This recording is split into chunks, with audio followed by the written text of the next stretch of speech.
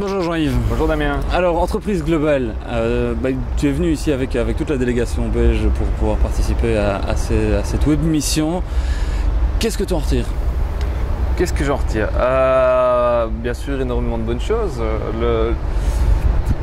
Que dire? Donc, il y avait plusieurs aspects. C'était un challenge quand même de pouvoir se dire qu'on pouvait réunir 15 personnes de façon très rapide en quelques semaines pour participer à un déplacement qui n'est quand même pas banal. On a fait 13 ou 14 000 km pour rencontrer les personnes qui sont à la pointe de ce qui se fait dans le domaine des réseaux, dans le domaine de l'Internet aujourd'hui, qui ont une longueur d'avance sur toute une série de choses et qui sont ceux aussi sur lesquels demain va se greffer toute une panoplie de nouveaux services et finalement de nouveaux métiers. Et là, c'était particulièrement intéressant d'être en contact direct avec ces personnes-là, qui ne sont pas sans doute plus intelligents, ils sont très intelligents, hein, mais surtout ils sont en avance parce qu'ils sont dans un environnement qui est conçu finalement pour maximiser les interactions et faire en sorte que tout le monde avance en même temps par rapport à un objectif qui est de créer de la valeur dans un domaine qui est celui de l'Internet et permettre à toutes les personnes qui sont aujourd'hui sur la planète de participer à cet envolée quelque part avec eux. Alors ça, c'est un truc qui est vachement important dans le cadre de ce que toi tu fais, le think tank que tu as créé, Entreprise Globale. En termes d'innovation, là, tu as eu l'occasion de rencontrer des gens quand même vachement importants. D'une manière générale, dans les grandes lignes, qu'est-ce qui te semble être différent ici par rapport à chez nous? Par rapport à l'innovation? Ouais. Je crois qu'ils sont en avance. Ils sont en avance, ils ont compris que l'innovation venait des personnes quelque part de la base, des entrepreneurs.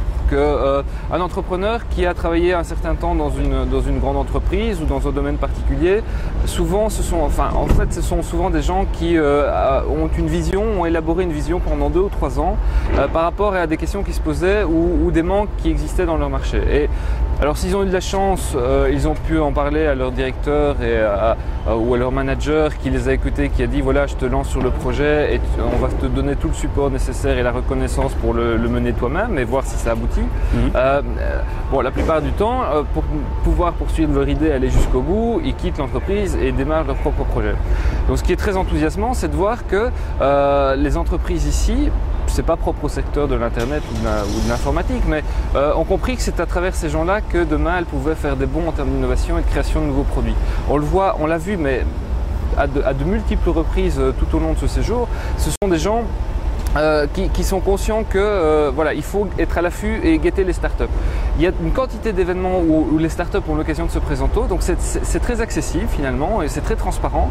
Et il suffit de voir le nombre de représentants de grandes entreprises qui assistent à ces présentations de startups qui font parfois 1 ou 2 personnes, qui ont parfois seulement quelques mois, mais simplement parce que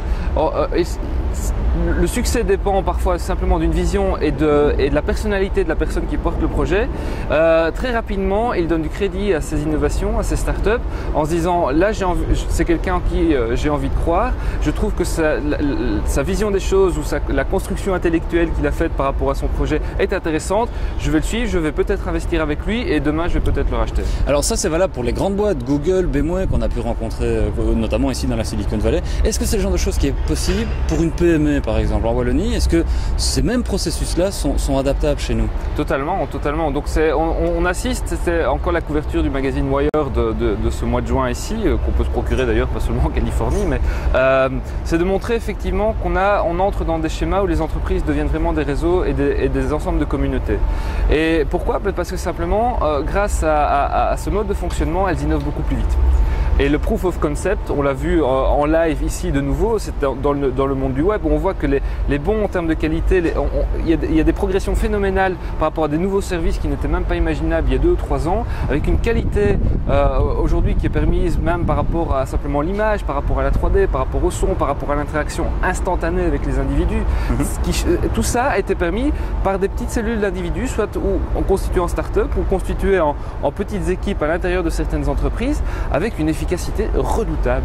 Et donc, à partir du moment où effectivement les entreprises de plus en plus, et on le voit par exemple dans le secteur pharmaceutique, où de plus en plus l'innovation, elle vient de petites entreprises de biotechnologie qui se constituent un peu sur le même modèle que dans l'Internet et qui finalement avancent dans une idée qu'elles expérimentent. Bon, elles prennent plus de risques, mais en même temps, quand leur vision, ou en tout cas le créneau qu'elles ont choisi s'avère payant ou se révèle effectivement avoir été le bon, alors le succès est phénoménal et ils sont achetés pour très cher et l'entreprise de son côté qui aura la chance de pouvoir mettre la main quelque part sur ce travail-là aura gagné finalement peut-être 3 ou 4 ans par rapport à un processus qu'elle aurait tenté vaille que vaille de mettre en place et finalement avec peu de chances d'y parvenir au final. Et de nouveau, le meilleur exemple ici, et c'était frappant et tout le monde en parlait, c'était Microsoft versus Google.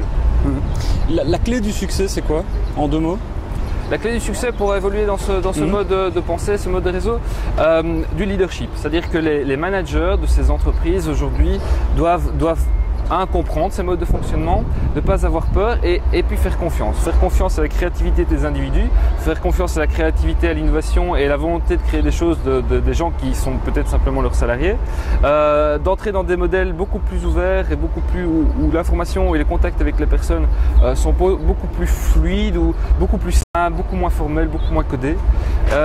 Parce que tout simplement, l'information et l'intuition, c'est quelque chose qui est éminemment humain et c'est dans les rapports humains que ça se crée, c'est dans les rapports humains qu'on entre dans des échanges vraiment fructueux et constructifs et c'est sans doute à ce niveau-là, et en particulier en Belgique, qu'il y a un gros travail à faire, mais qui peut être formidablement payant, c'est de repenser un petit peu le mode de relation à l'intérieur de l'entreprise et de l'entreprise vis-à-vis aussi de l'extérieur, que ce soit justement les PME, que ce soit les individus qui sont simplement des porteurs de projets, avec une chance immense pour les PME, de nouveau, c'est de se dire qu'on les attend. Les grandes entreprises les attendent aujourd'hui pour qu'elles proposent des choses, qu'elles innovent avec elles. Ok, merci.